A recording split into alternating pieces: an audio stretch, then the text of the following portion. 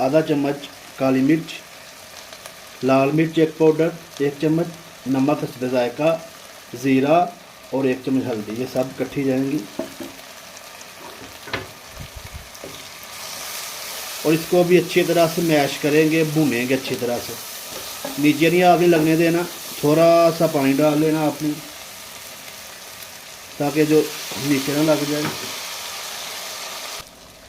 मसाला हमारा अच्छी तरह से अल्हम्दुलिल्लाह भुन चुका है। अभी इसमें उबला हुआ जो हमारा राजमा है वो डालेंगे और 2 से 3 मिनट के लिए इसको भी अच्छी तरह से मसाले में भुनेंगे। इसमें पानी शामिल करेंगे। पानी आपने वही शामिल करना है जो आपने उबालने के टाइम जो निकाला था ना, वही करना है, दूसरा नहीं करना। और गर्म पानी करना है, ठंडा पानी आपने शामिल नहीं करना है।